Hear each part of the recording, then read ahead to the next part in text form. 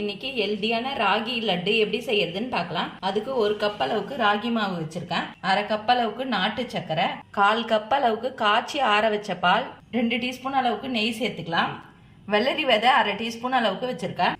பாலை லைட்டா சூடு பண்ணி எடுத்துக்கலாம். 2 டீஸ்பூன் அளவுக்கு நெய் சேர்த்துக்கிறேன். வெள்ளரி விதை சேர்த்துக்கிறேன். ராகி மாவையும் சேர்த்துக்கிறேன்.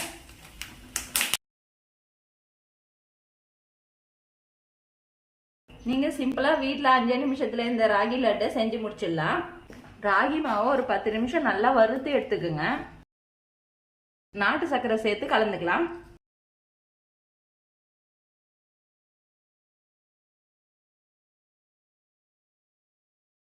ராகி மாவு பச்சை வாசனை போகிற அளவுக்கு நல்லா வறுத்துக்குங்க. இப்போ சூடு பண்ண பாலை கொஞ்சம் கொஞ்சமாக சேர்த்து கலந்துக்கலாம்.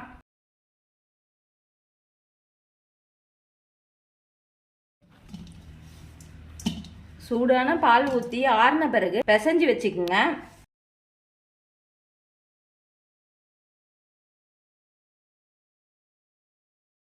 இப்போ நல்லா பிசைஞ்சிட்டேன். இதை லட்டு பிடிச்சு வச்சுக்கலாம்.